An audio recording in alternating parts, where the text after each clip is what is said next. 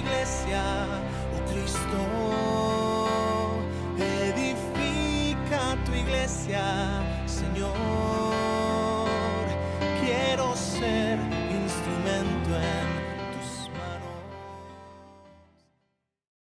Bueno, se me ha pedido en esta mañana, al comienzo de la mañana, que yo pueda abordar el tema de la iglesia local y la predicación expositiva. Como ustedes pueden ver, los organizadores de este evento han querido tener la iglesia local en el centro del plan de Dios, y ciertamente es así. La iglesia ocupa el centro del plan de redención de Dios desde toda la eternidad. Dios se propuso levantar una iglesia, y el conjunto de los creyentes que componen esa iglesia serían adoradores por la eternidad de su Hijo Jesús. La pregunta que quizá debiéramos considerar es por qué en los últimos años se ha estado hablando y escribiendo tanto acerca de la importancia de la predicación, y en particular de la predicación expositiva. Y la respuesta en esencia es una, aunque tiene diferentes aristas, y es que lamentablemente la predicación expositiva fue cayendo en desuso. La predicación expositiva no solamente cayó en desuso, sino que al caer en desuso trajo consigo una predicación en esencia antropocéntrica, una predicación centrada en el hombre, una predicación pragmática, una predicación selectiva de temas que a mucha gente le rascaban los oídos, pero que el corazón de Dios no estaba complacido. Y esto es algo que nosotros tenemos que erradicar, y no hay nada mejor para erradicar tal mal que predicar expositivamente. La predicación también, lamentablemente, en los últimos años, o quizá por muchos años, ha estado salpicada de fuego extraño. Está salpicada de cosas que no pertenecen a la revelación de Dios, aunque dentro de estas verdades predicadas haya revelación de Dios. Pero cuando tú tomas la verdad y le agregas cosas que no corresponden a la verdad, ya dejó de ser la verdad y pasó a ser un error, una falsedad. En tercer lugar, la predicación de nuestros días con frecuencia no es doctrinal, no es formativa de la mente del creyente, no es expositiva ni es doctrinal. Y algunas personas entienden que la palabra doctrina es casi como un pecado, como que divide, pero la realidad es que la palabra doctrina es didascalia, que simplemente significa enseñanza, de manera que si no queremos hablar de doctrina no podemos hablar de la palabra de Dios. Porque tan pronto tú dices que Jesús es el Hijo de Dios, eso es una doctrina. No pudiéramos ni siquiera cantar lo que acabamos de cantar, cantamos doctrina.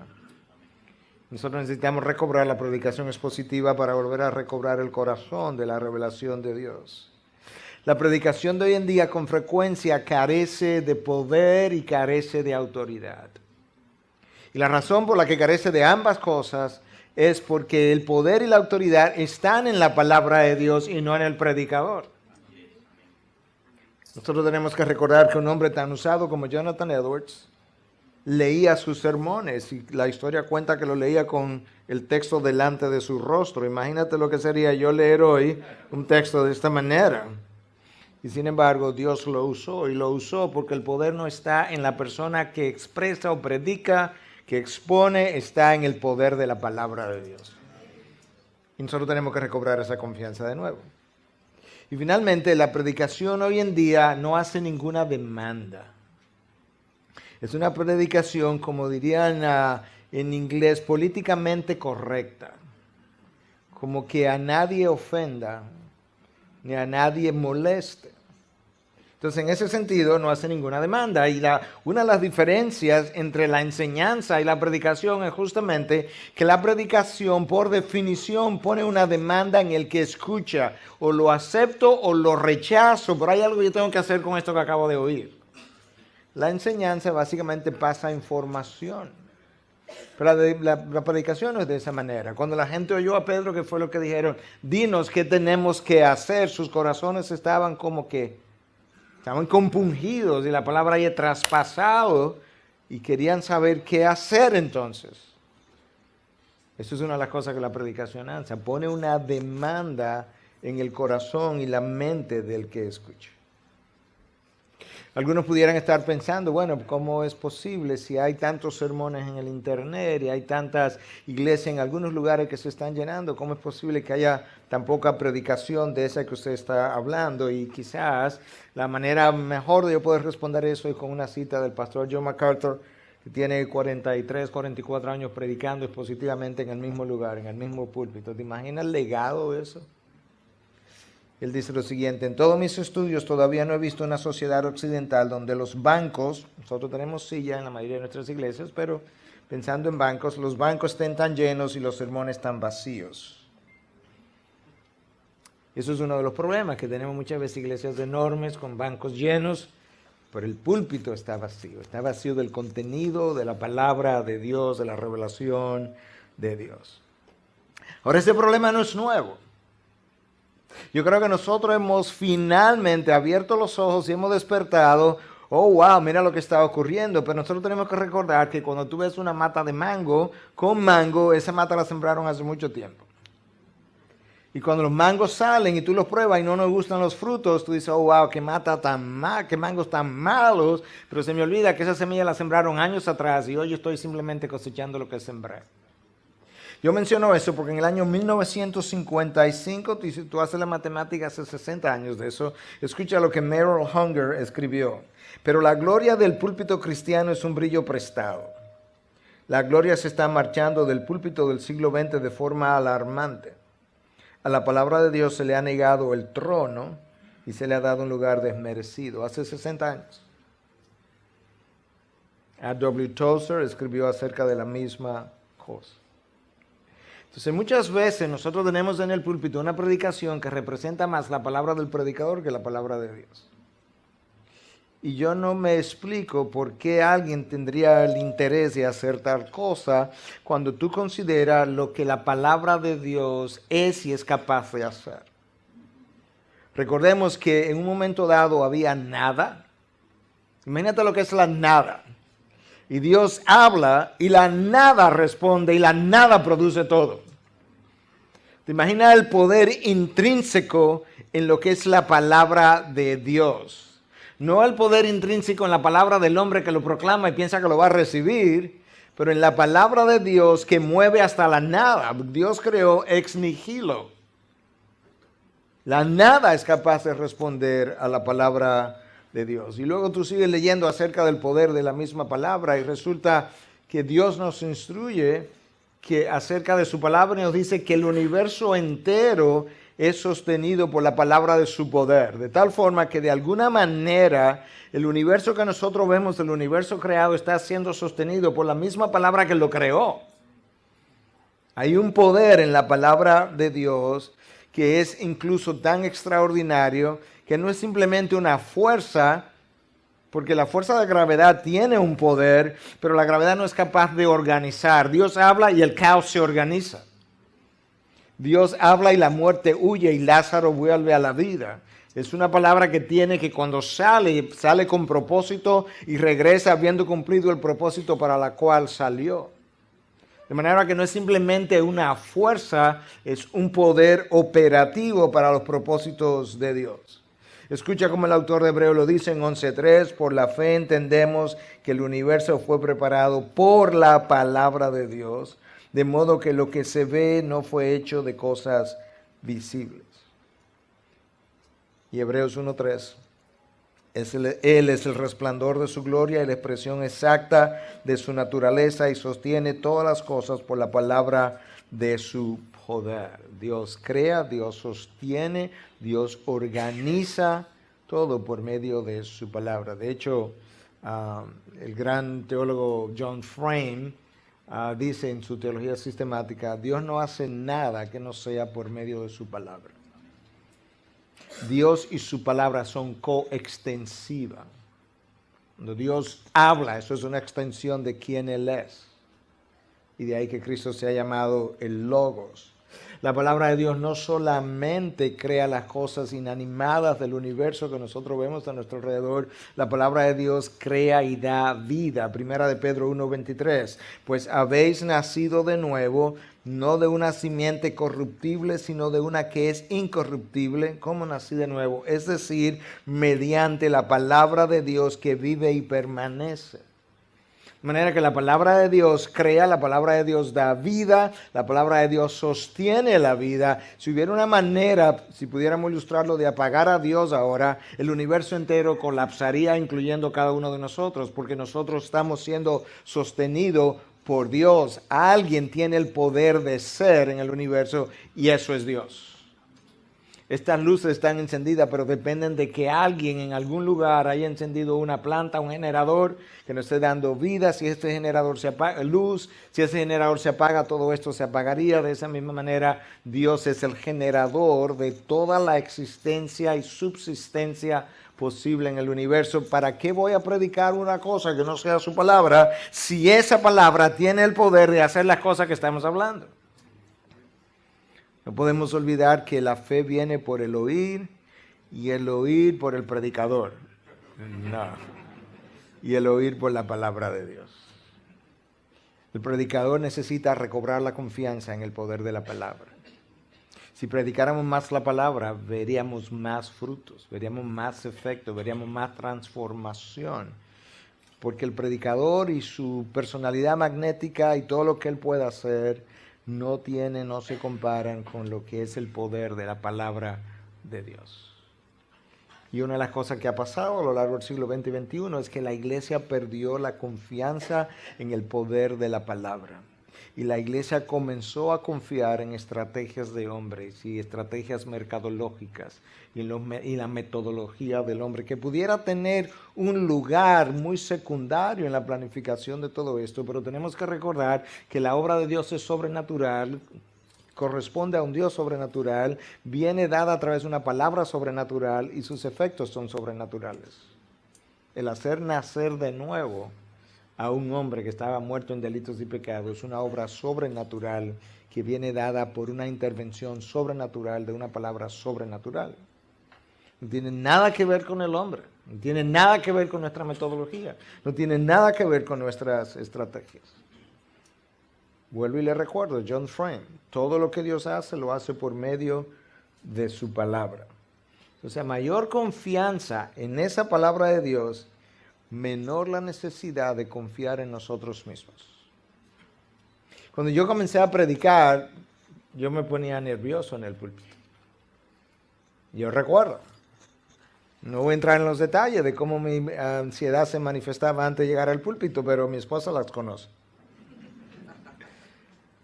Hasta que yo entendí que no se trata de mí, ni se trata de mis opiniones, ni se trata de lo que yo voy a decir, sino del poder de la palabra que puede hacer lo que yo no puedo hacer. Y que yo entonces podía relajarme en el púlpito en el buen sentido de la palabra, cuidando de predicar su palabra y confiando en el efecto que dicha palabra pudiera tener independientemente de mis deficiencias en el día de hoy. Y eso debe calmar nuestras ansiedades. Y eso es una de las cosas que yo quisiera enfatizar en el día de hoy. Escucha cómo el autor de Hebreos lo expresa en 4:12. Porque la palabra de Dios es viva y eficaz, más cortante que cualquier espada de dos filos. Penetra hasta la división del alma y del espíritu, de las coyunturas y los tuétanos, y es poderosa, escucha, es poderosa para discernir los pensamientos y las intenciones del corazón. Es como si la palabra hubiese sido personificada aquí. Ella es poderosa para discernir, como si fuera un ente pensante, para discernir las intenciones y los pensamientos del corazón. De tal manera que cuando yo me expongo a la palabra, hay algo en ella que actúa como un espejo que es capaz de hacerme ver a mí cuáles son las intenciones de mi corazón, cuáles son mis motivaciones, algo que el predicador nunca puede hacer por sí mismo. Es más cortante que una espada de dos filos, pero para que la espada corte yo tengo que desenvainarla. Yo tengo que, como decía Spurgeon decía que la palabra es como un león, que lo único que tú tienes que hacer es soltarlo, hacerlo salir de su caja, de su jaula, que ella se defiende sola. De esa misma manera, la palabra es como una espada de dos filos, pero yo tengo que sacarla, ¿verdad? Tengo que desenvainarla y usarla. Y cuando tú comienzas a moverla, la palabra corta en todas las direcciones que se mueve hasta el punto que es capaz de discernir lo que estoy pensando y es capaz de discernir cuál es la motivación de eso que estoy haciendo, que muchas veces no es buena y que es pecaminosa. La palabra tiene esa capacidad. Pero yo tengo que confiar en eso. Yo tengo que creer eso, tengo que tener la fe en eso, porque si yo no lo creo, yo dudo del autor de la palabra. Y todo lo que no es de fe es pecado.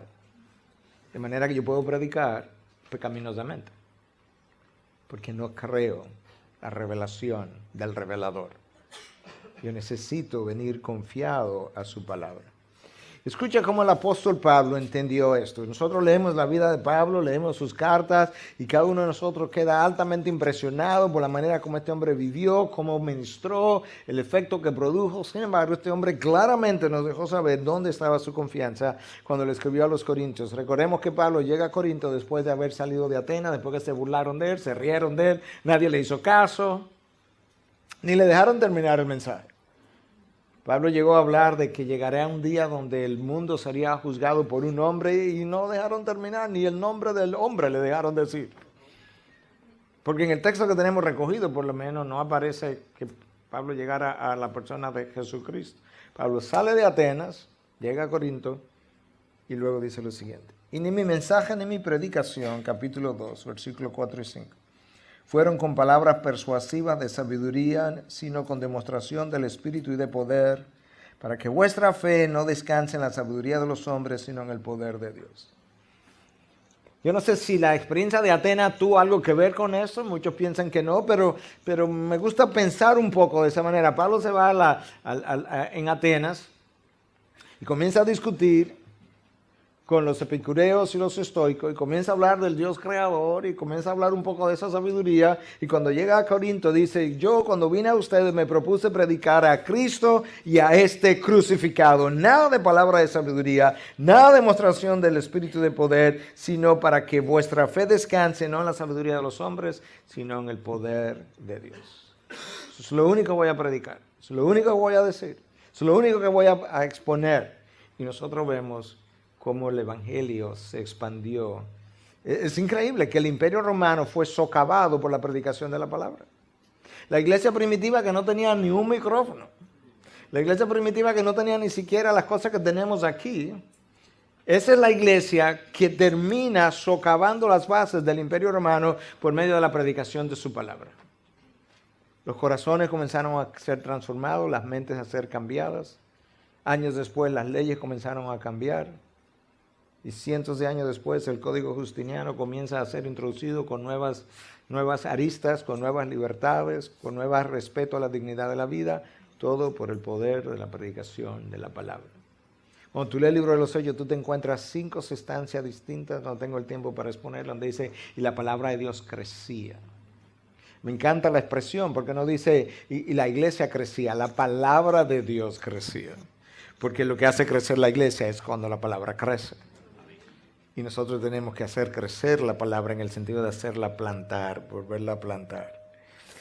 Escucha cómo Dios dice algo similar en la época de Jeremías. Recuerden que yo dije que este problema no es nuevo. El problema de que el hombre prefiere confiar en su propia sabiduría, en su propia invención, en su propia palabra, en su propia revelación, antes que en la revelación de Dios, es un problema tan viejo como la revelación de la Biblia. Porque Dios se queja del pueblo judío a través del profeta Jeremías, de aquellos falsos profetas que vivían contando sueños, predicando visiones, y le dice entonces a Jeremías, o al pueblo a través de Jeremías, en el capítulo 23, versículos 28 y 29, el profeta que tenga un sueño, que cuente su sueño. Pero el que tenga mi palabra, ese es el énfasis, que hable mi palabra con fidelidad. ¿Qué tiene que ver la paja con el grano? Declara el Señor. ¿No es mi palabra como fuego, declara el Señor, y como martillo que despedaza la roca? Tiene que ver el grano con la paja. La paja es el sueño, es la revelación del hombre, la sabiduría del hombre. ¿Qué tiene que ver mi palabra con eso? Y el grano es mi palabra, que cuando tú la siembras hace crecer y luego da frutos. Eso es lo que tú tienes que predicar, Jeremías. Tiene que predicarlo con valor, tiene que predicarlo confiando que mi palabra es como un fuego que destruye las impurezas del corazón del hombre. Es como un martillo que va despedazando el carácter del hombre y va deshaciendo todo aquello que no luce como Cristo y va convirtiendo entonces la imagen de ese hombre caído en la imagen del hombre de Dios. Ese poder es de la palabra, de nada más. No hay ninguna otra cosa en el universo que tenga dicho poder. Cuando el hombre comenzó a desobedecer la palabra de Dios, en Génesis 3, el caos regresó. Hay un caos, Dios habla, todo queda organizado. El hombre desobedece esa palabra y el caos comienza de nuevo. Y ahora que Dios se propuso reorganizar el caos, ¿sabe cómo lo está haciendo? Por medio de la misma palabra otra vez. De la palabra que Él habló y que Él ha vuelto a hablar. Entonces el predicador, a la hora de pararse aquí en la iglesia local, él tiene que recordar que él es un mediador entre Dios y la congregación. Él no representa literalmente a Dios, porque eso es un lugar donde nosotros no quisiéramos colocarnos, pero nosotros somos mediadores entre el hombre y Dios. Pablo lo dice literalmente de esa manera en 2 Corintios 5:20, cuando dice, por tanto somos embajadores de Cristo. Escucha esta frase tan poderosa, como si Dios rogara por medio de nosotros, en nombre de Cristo os rogamos reconciliados con Dios. Somos embajadores. Tú conoces la función de un embajador. Un embajador es un enviado por un presidente, por una nación. Cuando él va a una nación, él lleva un mensaje, pero el mensaje no es suyo. Y si él es un buen embajador, él va a cuidar de no cambiar el mensaje. Y cuando él llega a dicha nación, él va a cuidar de entregar el mensaje que el presidente le ha entregado. Y si él cambia el mensaje, él probablemente deje de ser embajador. ¿Y cuántos de nosotros como embajadores de Cristo no hemos cambiado el mensaje? Lo cual nos merecería que nos remuevan de embajadores. Porque el embajador no lleva su propio mensaje, lleva el mensaje de otro. En el caso nuestro, si somos embajadores de Cristo, llevamos el mensaje de Cristo. Como si Dios, esa palabra, esa frase ahí es extraordinariamente fuerte. Como si Dios rogara por medio de nosotros, como si Dios nos tomara de micrófonos y hablara a Él a través de nosotros, tratando de reconciliar al hombre con Dios. Eso es una responsabilidad enorme. Por eso es que Agustín dijo, cuando la Biblia habla, Dios habla. Porque esa es su palabra. Si la Biblia habló, Dios habló. Y esa es una de las razones por la que a veces nos preguntamos por qué el hombre tiene tanta dificultad en someterse a lo que la Biblia dice. Y la única razón es porque realmente no hemos acabado de aceptar el hecho de que cuando la Biblia habla, Dios habla. Esa es su palabra, ese es su veredicto, esa es su voluntad, ese es su deseo, ese es su pensamiento, esa es su sabiduría.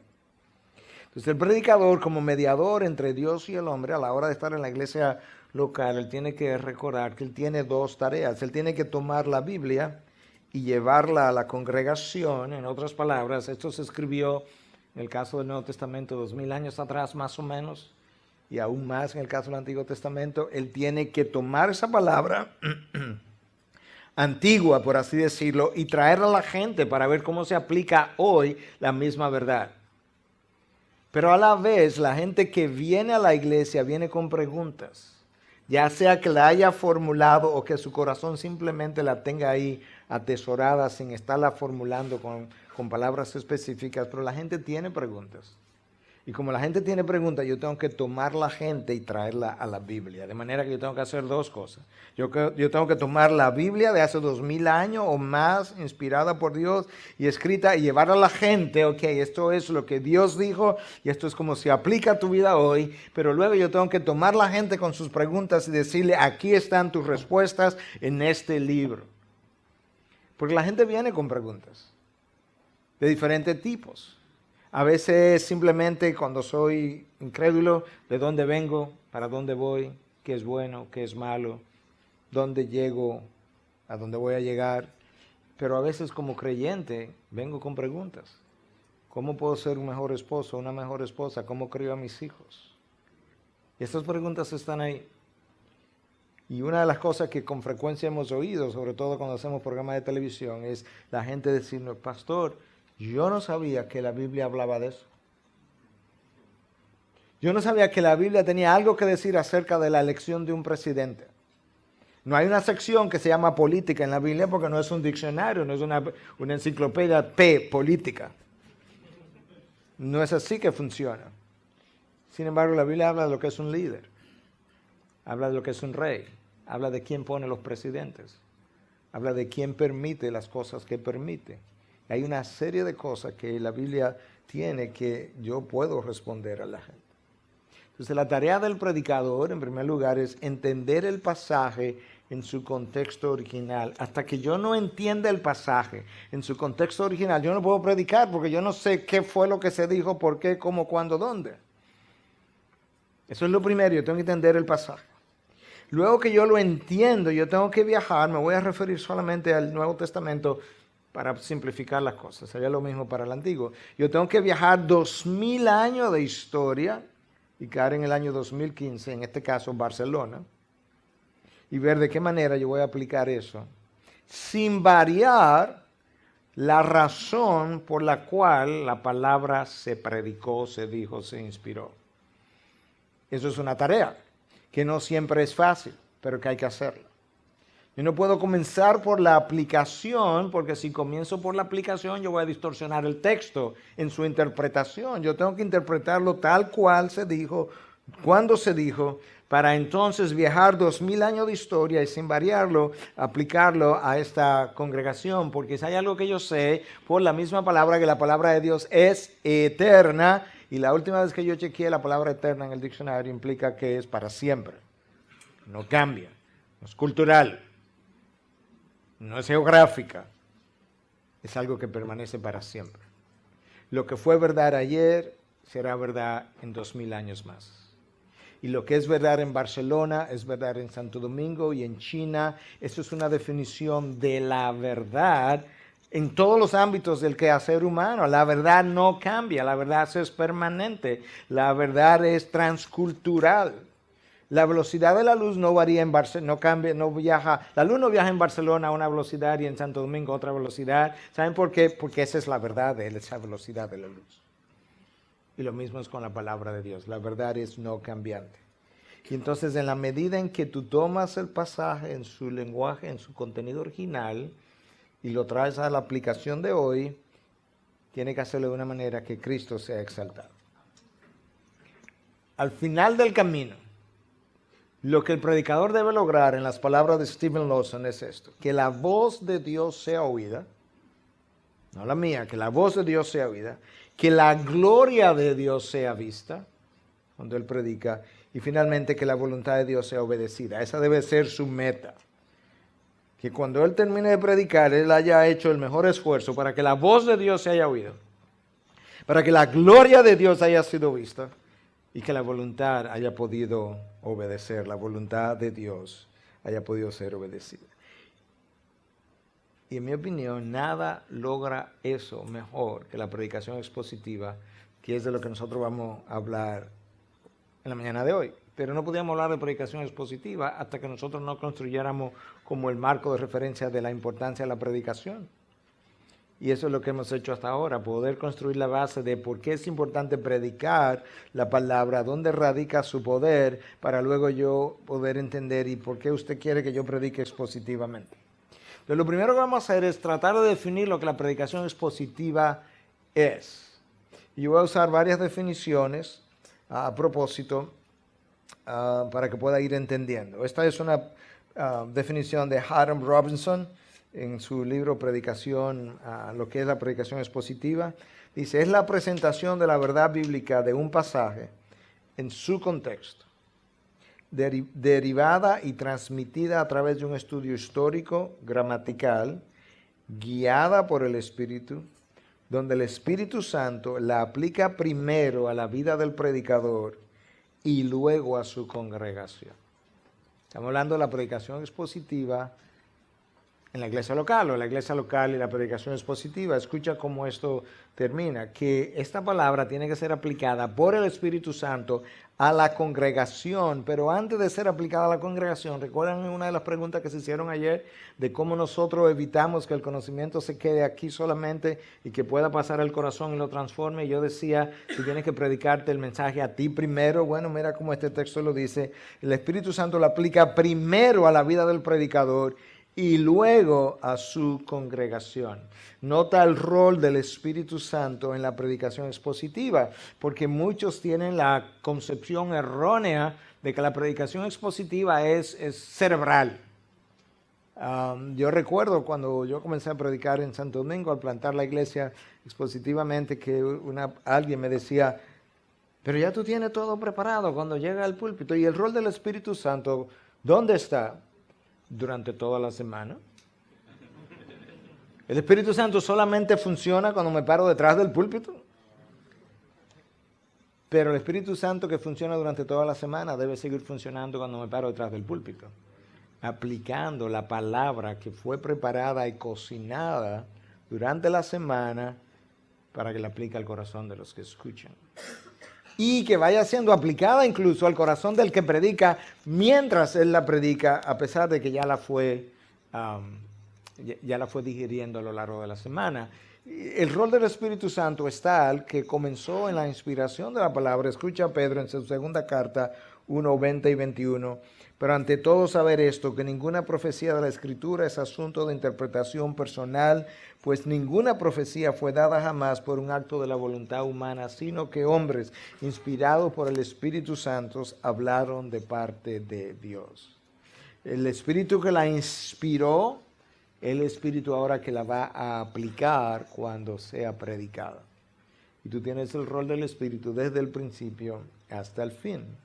Alguien definía simplemente la predicación expositiva, aunque yo creo que se queda corta, pero ilustra algo. Decía, es la exposición de la voluntad de Dios.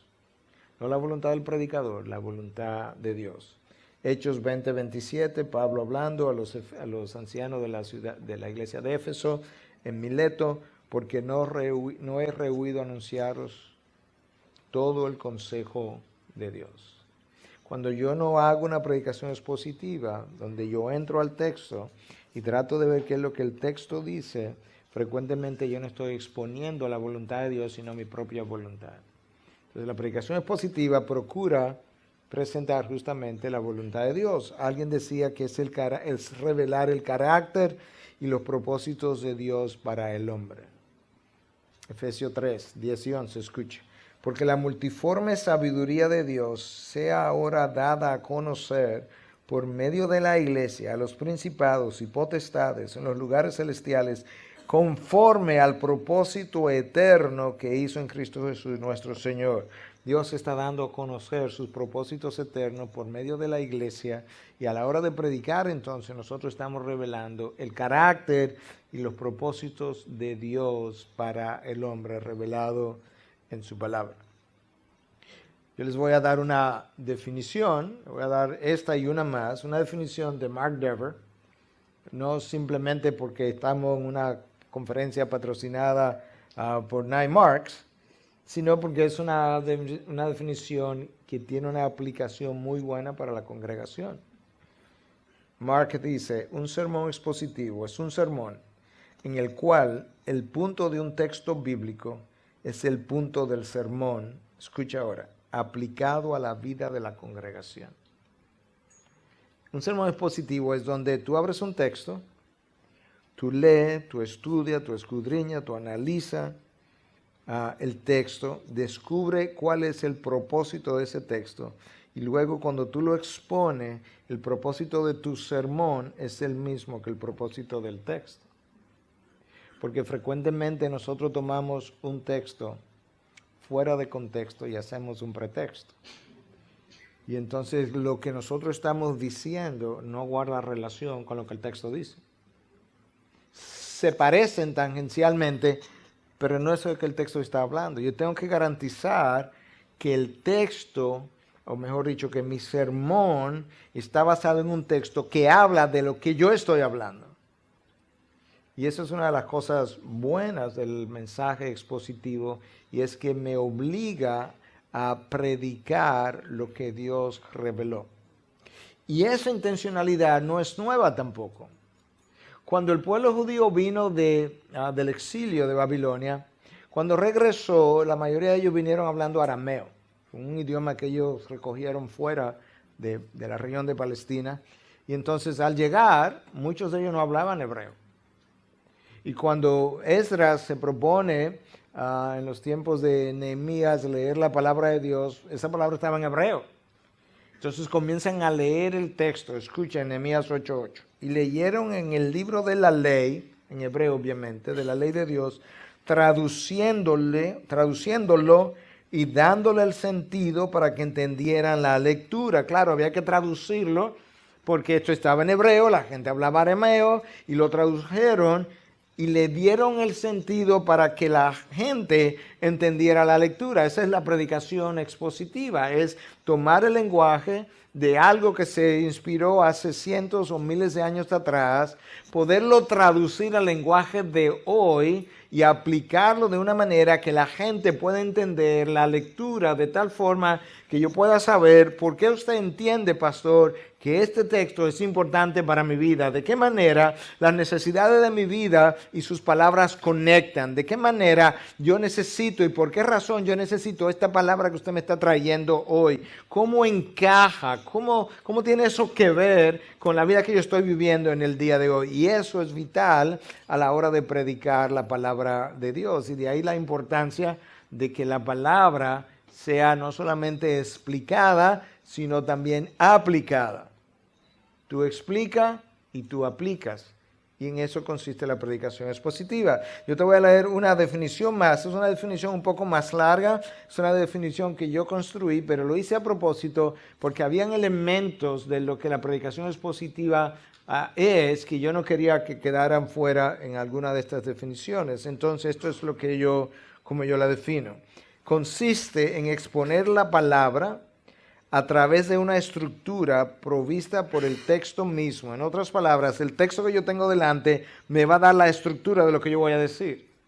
A través de una estructura provista por el texto mismo, preservando la intención original del autor, procurando proclamar entonces las verdades encontradas de una manera cristocéntrica.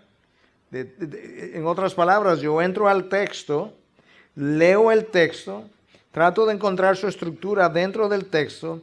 A la hora de exponerla, no puedo olvidarme que Cristo es el centro de la revelación de Dios. Entonces trato de hacer esto de una manera cristocéntrica, de forma que el predicador no se convierta en un obstáculo para que la palabra haga su trabajo en el corazón del hombre.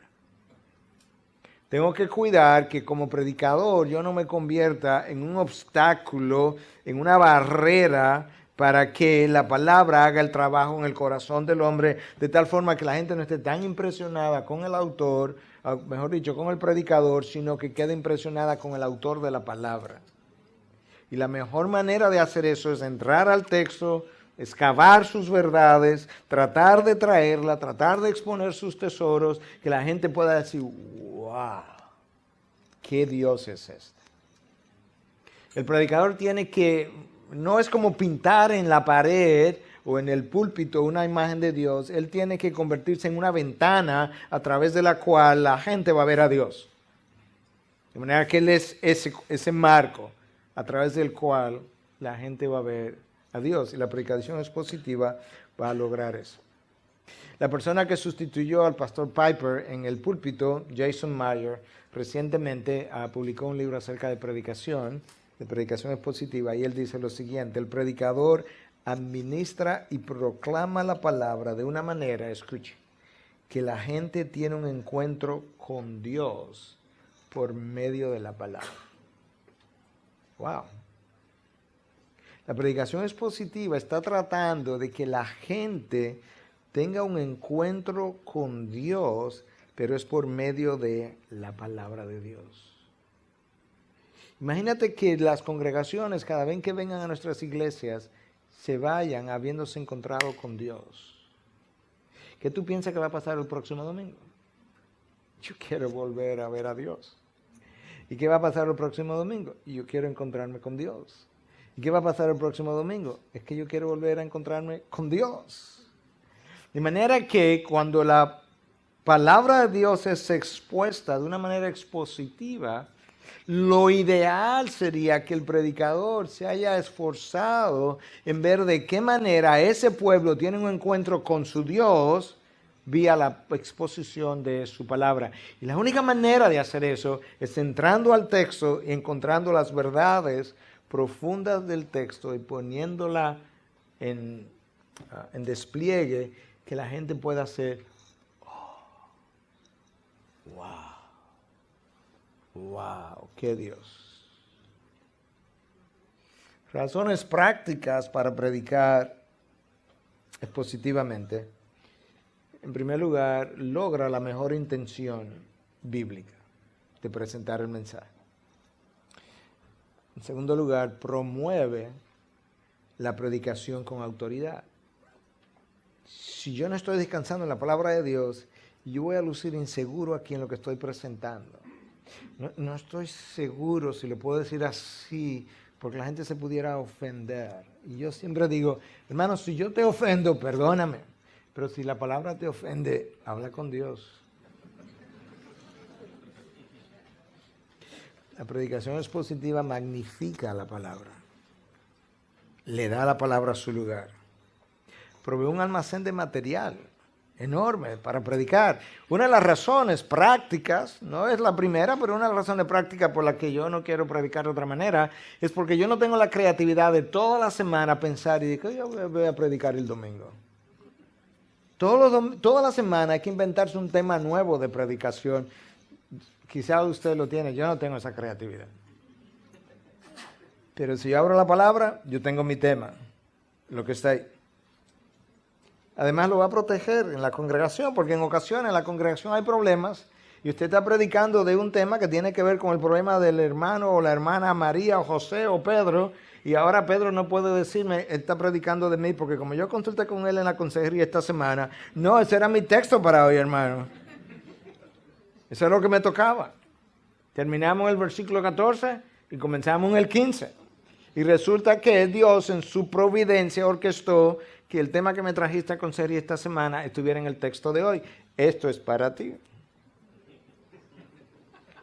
Se cuenta de que Juan Calvino, ¿verdad?, lo expulsaron de Ginebra y volvió 3 años después, creo. Y cuando volvió al púlpito, él abrió la palabra y comenzó a predicar en el texto, en el versículo donde él se había quedado 3 años antes. Y siguió como si no hubiese habido interrupción. La predicación expositiva desarrolla al pastor como un hombre de la palabra. Tú no quieres un pastor que sea un hombre de la palabra. Si tú eres pastor, tú no quieres ser un pastor que es un hombre de la palabra. La predicación expositiva te va a desarrollar como un hombre de la palabra, no de opiniones de hombres, de la palabra. La predicación expositiva te va a proteger de malas interpretaciones o malas aplicaciones. A veces estamos aplicando un texto que no tiene nada que ver con eso. Hermano, esa aplicación es muy buena, pero no es de ese texto. Tiene que buscar otro texto, porque ese texto no está hablando absolutamente de eso. Y algo que es importante es que la predicación expositiva entrena a la congregación a escuchar expositivamente. De manera que cuando la congregación escuche errores a partir de textos predicados en otro lugar, la congregación puede decir, eso no salió de ese texto. Y lo fue aprendiendo desde el púlpito de su propia iglesia. Yo leí este texto de 1 Tesalonicenses 2:13, pero lo voy a leer otra vez hoy porque yo creo que es importante. Porque yo acabo de decir que la predicación expositiva enseña a la congregación a escuchar expositivamente.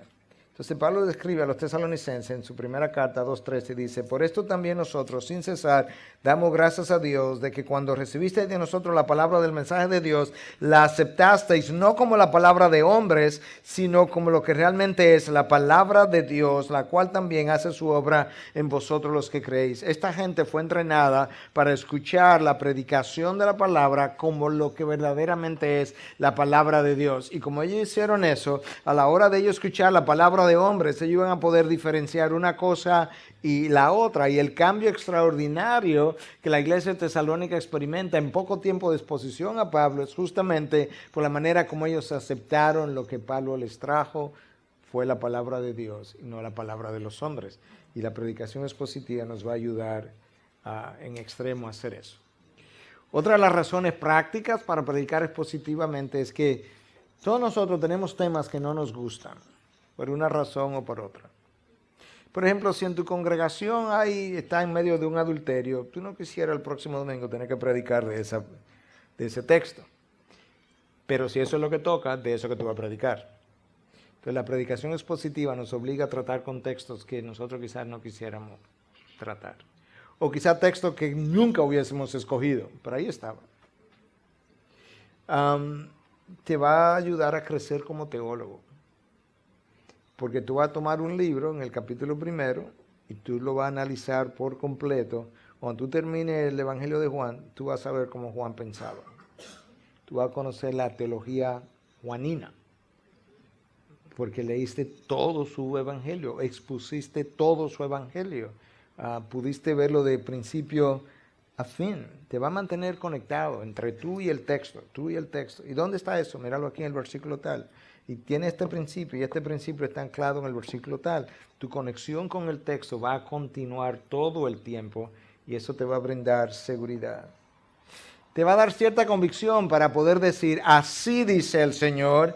No como muchos dicen, así dice el Señor, sin el Señor haber dicho, sino porque tú lo estás leyendo en la palabra. Tú abres la palabra y dice, así dice el Señor, y tú lees la palabra. Tú puedes estar seguro de que así dice el Señor. Y puedes estar seguro de que cuando tú abres la palabra, el Espíritu habla. De manera que una de las cosas que la predicación expositiva hace es darle confianza al predicador y convencer al oidor. Confianza al predicador y convencimiento al oidor.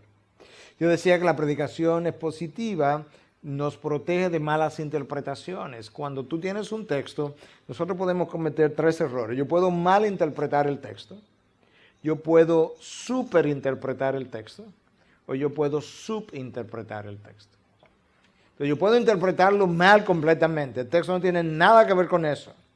O yo puedo interpretar el texto del 1 al 8, y del 1 al 5 estaba bien, pero lo que dijiste 6, 7 y 8 no tiene nada que ver con eso, lo superinterpreté. O yo puedo subinterpretar el texto de tal manera que me quedé corto de todo lo que Dios reveló ahí. Dios habló del 1 al 10 y yo apenas llegué del 1 al 5 y dejé el texto en su contenido y riqueza a mitad y no le proveía a la audiencia el beneficio de haber sido impactado por todo el boom, todo el peso del texto. Entonces la predicación expositiva me va a proteger de malinterpretarlo, de superinterpretarlo y de subinterpretarlo. Y yo creo que como predicadores nosotros quisiéramos ser protegidos de esa forma. Una de las cosas que la predicación expositiva va a hacer, como tiene que ver con la sabiduría de Dios, va a informar a mi mente, pero eso no es lo único que va a hacer. Va a mover mis emociones, pero de una manera informada. Nosotros pensamos muchas veces que la predicación expositiva es cerebral. No, la mente participa. Obviamente que la mente tiene que participar porque si no entiendo, yo no entiendo con el corazón o con el hígado o con los intestinos. En la antigüedad se pensaba que esos eran los órganos donde estaba el asiento de las emociones, pero obviamente yo pienso con la mente, entra por el cerebro, entonces mi mente es informada, pero eventualmente mis emociones son movidas justamente por la información que he recibido acerca de lo que Dios ha revelado y eventualmente mueve la voluntad. De manera que yo tengo la mente, el corazón y la voluntad participando cuando la predicación expositiva está siendo hecha. Pero cuando mis emociones se mueven, no es simplemente de una manera emotiva, valga la redundancia, sino de una manera informada por la palabra de Dios. La predicación expositiva me va a ayudar a entender el contenido, que es lo que dice, pero me va a ayudar a entender el propósito de ese contenido. ¿Para qué lo dijo? ¿Qué fue lo que dijo y para qué lo dijo? ¿Qué fue lo que Dios reveló y para qué nos reveló eso? Y de esa manera entonces el predicador está haciendo su mejor esfuerzo en en producir en la congregación o en ver en la congregación aquello que Dios quiere que sea visto. El contenido y el propósito. Déjame leerte este texto que ya yo leí para darte una idea de la importancia que es conocer el contenido y el propósito. Hebreos 4:12, ya yo lo leí, pero escucha. Porque la palabra de Dios es viva y eficaz y es más cortante que cualquier espada de dos filos, penetra hasta la división del alma y del espíritu, de las coyunturas y los tuétanos, y es poderosa para discernir los pensamientos y las intenciones del corazón. Algunos han tomado ese texto sin conocer el propósito y han comenzado a discutir acerca de que el cuerpo humano está formado de alma, cuerpo y espíritu. Y uno de los textos situados es este, porque la palabra dice que la palabra es capaz de dividir el alma del espíritu. Ese texto no está hablando de la composición del ser humano, en lo más mínimo. Ese texto está hablando de qué cosa? La palabra. Porque la palabra de Dios, entonces si tú quieres hablar de la composición del ser humano, este no es el texto. Tú tienes que irte a textos sedes o textos bases que hablan de la composición del ser humano, como que Dios tomó tierra, ¿verdad? Fango, lodo, del polvo, de la tierra, y luego ahí hay un componente, le sopló su aliento de vida, ahí hay otro componente, no hay más, hay dos componentes. Este texto no me está hablando de que hay un alma, que hay un espíritu y luego que hay un cuerpo.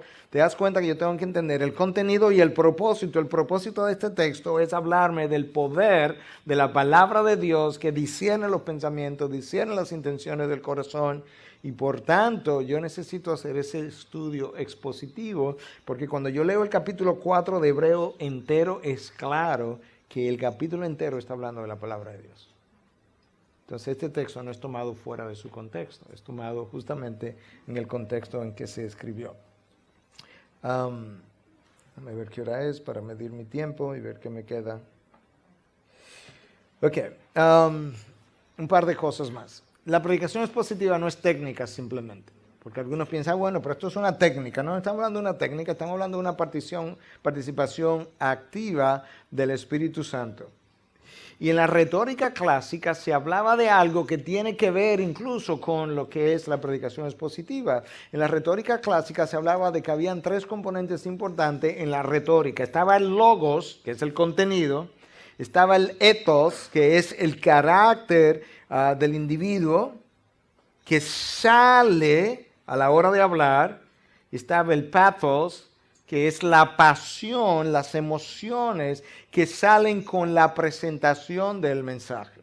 Y a la hora entonces de nosotros predicar expositivamente, hay un logos, hay un contenido, hay un ethos, hay un carácter del predicador. Hablamos ayer de la importancia del carácter, que Dios endosa o no endosa a la hora que Él va a representarlo. Y luego las verdades de las palabras mueven la pasión, las emociones del predicador, de tal manera que el pathos sale a relucir, de tal forma que en la predicación expositiva nosotros tenemos no solamente todo lo que hemos dicho, sino también que hay elementos vitales que comunican poderosamente lo que se está tratando de transmitir. Yo te voy a leer un texto de la primera carta a los Tesalonicenses, donde tú puedes ver el logos, el pathos y el ethos.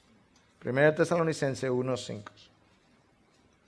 Pues nuestro evangelio no vino a vosotros solamente en palabras, ese es el logos, contenido, palabras, no solamente en palabras, logos, sino también en el poder y en el Espíritu Santo con plena convicción, el pathos, las emociones, plena convicción. Ese individuo que está hablando con plena convicción, tú vas a sentir sus emociones, tú vas a sentir cuando él ebulle, cuando él hace efervescencia, con plena convicción, pathos. Como sabéis qué clase de persona demostramos ser entre vosotros, el ethos. ¿Qué clase de persona demostramos ser entre vosotros por amor a vosotros? Ahí tú tienes los tres componentes en un solo texto. De manera que la predicación expositiva tiene que incendiar el corazón del predicador. Y entonces cuando eso sale a relucir a través de su vida, pues Dios muestra su poder muchas veces a través de él. Mira este texto de Pablo escribiéndole a Tito en 2:7-9, donde tú puedes ver un poco del carácter del predicador, del ethos. muéstrate en todo como ejemplo de buenas obras. Ejemplo de buenas obras. Ahí está el carácter, como la ética, de ahí donde viene la palabra ethos, la ética del predicador. Muéstrate en todo como ejemplo de buenas obras, con pureza de doctrina, con dignidad, con palabra sana e irreprochable, a fin de que el adversario se avergüence al no tener nada malo que decir de vosotros. Que el adversario se avergüence al no tener nada malo que decir. De manera que ese predicador está siendo reconocido por la manera como vive y Dios endosa eso. Ahora, hablando de el carácter, ¿verdad? La pasión, las convicciones que salen a relucir a través de la predicación, Philip Brooks, en el año 1877, dando algunas conferencias en la Universidad de Yale, en la Facultad de Divinidad, decía que la predicación es la exposición de la verdad a través de la personalidad. Y eso pudiera parecer un poco como humano hasta que tú entiendes un poco más lo que él estaba tratando de decir. Cuando tú oías, bueno, nosotros no lo oímos, pero lo leemos, cuando la gente oyó a Cristo predicar, había una verdad que estaba saliendo a través de su personalidad. Y eso hizo que la gente dijera, este hombre habla como alguien que tiene autoridad. Hay algo que es más que palabras. Hay algo que representa el endoso de Dios. Hay algo que representa el sello de Dios, las huellas digitales de Dios sobre esa persona que está representando y predicando su verdad. Philip Brooks entonces ampliaba esto y decía lo siguiente: la verdad a través de la personalidad es nuestra descripción de la predicación verdadera. Escucha ahora.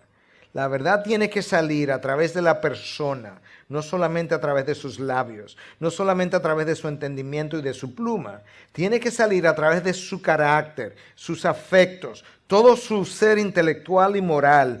Tiene que salir genuinamente a través de él. Tú entiendes ahora lo que él estaba tratando de comunicar. La palabra, la exposición de la palabra, tiene que salir no solamente de los labios, tiene que salir a través del carácter moral cultivado por ese Dios, tiene que salir a través de sus afectos, tiene que salir incendiada por la personalidad del predicador, porque esa palabra lo ha impactado tanto que él está en ebullición. La primera vez que yo vi a Steven Lawson predicar fue en Santo Domingo, de hecho, en una de nuestras conferencias por su causa, que dicho sea de paso, los invito el año que viene, en mayo del 2016, el último fin de semana del 26 al 29, nuestra próxima conferencia por su causa va a estar Mark Dever, Joe MacArthur, Albert Mohler. De manera que yo creo que sería una gran oportunidad si usted quisiera ir. Y el tema es un gran tema, la iglesia prevalecerá. Mayo del 2016, del 26 al 29. Me perdonan por la cuña comercial. Pero es gratis, de manera que no es una cuña comercial. Escucha lo que alguien dijo de este predicador. Hablando de ese ethos y de ese pathos, de su emoción, de su carácter, cómo salían a través de su palabra. Su sermón era como un trueno, porque su vida era como un relámpago. Wow. Su sermón era como un trueno, porque su vida era como un relámpago. Entonces tú puedes ver que a la hora de predicar, el carácter, la personalidad, los afectos, todo tiene que salir. Y eso es parte de lo que un sermón debe hacer. Recientemente yo le decía al equipo ministerial de nosotros, yo no puedo llevar el sermón donde mi carácter no está. Yo no puedo llevar mi trabajo donde mi carácter no está. Yo no puedo llevar mi matrimonio donde mi carácter no está. Yo no puedo llevar la congregación donde yo no he ido. No puedo traerlo a Barcelona si nunca he estado en Barcelona. Yo puedo venir en el avión, pero alguien va a tener que recogernos y orientarnos aquí. Yo no puedo llevar la congregación donde yo no he ido. Yo no puedo llevar el texto bíblico a lugares donde mi vida no ha llegado. Yo no puedo tomar la congregación al predicar y llevarla a lugares donde mi vida no ha llegado a través de ese texto. Y de ahí la necesidad de que yo aplique el texto primero a mi vida, porque yo tengo que llegar primero para poder llevar a la congregación. Y te das cuenta que la predicación, entonces, ciertamente tiene que salir a través de la personalidad, de tu carácter, de tu vida, porque tienes que llevarla a tu congregación donde ya tú llegaste, a través del texto. Del texto te llevó.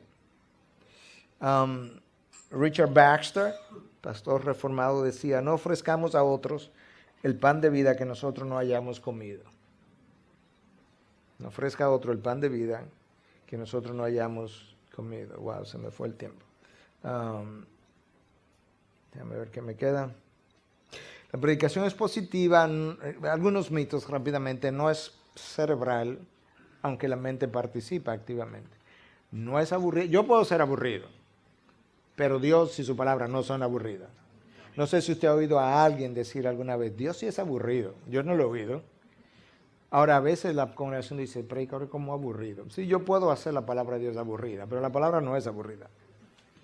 Y otros dicen, la predicación expositiva es un problema porque solamente cubre 1 o 2 versículos. No es verdad, yo he predicado de un versículo de la Biblia, 1 hora, y yo he predicado un capítulo entero de la Biblia en 1 hora. No tiene nada que ver con la extensión, tiene que ver con la manera como usted entra al texto bíblico y lo expone y lo que extrae. Rápidamente, la predicación expositiva se centra de alguna manera, directa o indirectamente, en el Evangelio. Porque el Evangelio es el centro de la revelación de Dios. El Antiguo Testamento apuntaba a Cristo, el Nuevo Testamento gira alrededor de Cristo. De manera que de alguna forma yo necesito conocer teología bíblica. La teología bíblica es la teología que se desarrolla, o sea, el conocimiento teológico que se desarrolla desde el Génesis hasta Apocalipsis. Yo tengo que saber cómo eso se conecta. Porque cuando no lo sé, entonces yo no voy a hacer mi mejor trabajo en la exposición del texto. Yo tengo que saber cuando Cristo habló de que cuando Él fuera levantado, y lo comparó entonces cuando Moisés levantó la serpiente de bronce en medio del campo, yo tengo que saber de qué manera esas dos cosas se conectan. De manera que es importante que yo pueda entender que la predicación expositiva de alguna manera se centra en el Evangelio. Cuando Cristo murió y resucitó 3 días después, ¿saben lo que Él hace cuando Él resucita y comienza a enseñar otra vez? Él se encuentra con 2 individuos camino a Emaús. Escucha lo que dice el texto de Lucas 24, 23 al 26.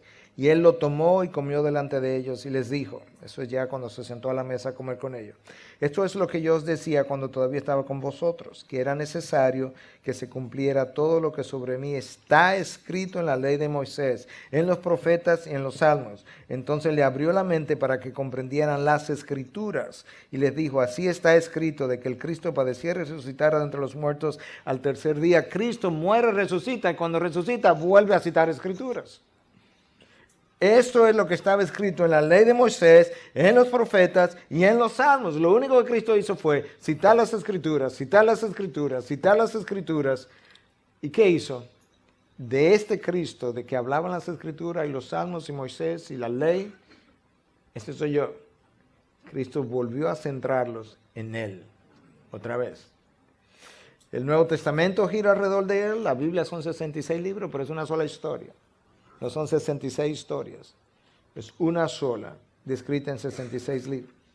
El Evangelio de alguna manera debe estar presente en su sermón. Cada pasaje de la Biblia tiene un lugar en la historia redentora. Sansón no existe de manera aislada. En la historia de Sansón hay pecado, hay destrucción, hay esperanza, hay un libertador. Todo eso apunta a Cristo. Todo eso. El Antiguo Testamento está lleno de tipologías. Hay un Moisés, hay un José, la serpiente de bronce. Todo eso son tipologías que apuntan a Cristo. ¿Tú sabes que un sermón es cristocéntrico? Verdaderamente cristocéntrico, cuando tú no lo puedes predicar en una mezquita musulmana. Si tú puedes predicar tu sermón del domingo en una mezquita musulmana, en los Testigos de Jehová, en cualquier otro sitio, sin causar un problema grave, si tú puedes predicar ese sermón en todos esos lugares, tú no predicaste un sermón cristocéntrico. De manera interesante, en el Nuevo Testamento hay 4 palabras principales para referirse a la predicación. Me la voy a mencionar rápidamente como conclusión para que tú veas la importancia de predicar de una forma cristocéntrica. La primera es kerizo. Aparece 32 veces en los evangelios. En la mayoría de los casos, el centro o el objeto de ese querizo es Cristo o el evangelio. Uno de ellos dos. Próxima palabra es evangelizo, de evangelizar, 55 veces en el Nuevo Testamento. Básicamente significa proclamar y anunciar las buenas nuevas. ¿Qué son las buenas nuevas? El evangelio. Próxima palabra, martireo, mártir, ser testigo. 79 veces en los evangelios implica dar testimonio de la verdad. Cristo dijo que Él vino para dar testimonio de la verdad. De manera que ahí hay una centralidad en Cristo, quien vino justamente a dar testimonio de la verdad. Y finalmente, didasco, enseñar. Pero ¿qué es lo que vamos a enseñar? Cristo me dijo en la Gran Comisión, todo lo que os he enseñado. Yo iba a decir algo acerca de la predicación temática, pero el tiempo se me fue, lo voy a dejar fuera. Simplemente permíteme concluir repitiendo algo que ya yo dije. La predicación demanda un veredicto. Pone una demanda en el corazón y la mente de los que escuchan. No deja la cosa en el aire. ¿Recuerdan las palabras en el Evangelio de Juan? Que la gente dice, dura esta palabra. Sí. ¿Por qué? Porque puso una demanda. Si Cristo hubiese predicado un evangelio donde básicamente Cristo le hubiera dicho, bueno, si tú quieres lo tomas, si no lo dejas. Es cuestión de, tú sabes, hay que pensarlo un poco. La gente hubiera dicho, mira, muy razonable ese hombre, mira cómo nos habló. Yo que lo pensemos, que consideremos, que quién sabe si tú lo quieres tomar o dejar. No dure esta palabra. Ellos sabían lo que estaban diciendo. Entonces tú o lo aceptas o me rechazas. Pero acá hay un veredicto. Y finalmente, escucha lo que dice Hechos 3:19. Por tanto, este es Pedro, arrepentíos y convertíos, para que vuestros pecados sean borrados, a fin de que tiempos de refrigerios vengan de la presencia del Señor. Arrepentíos y convertíos. Esta gente no jugaba. Esta gente no era políticamente correcta. Esta gente predicaba la verdad.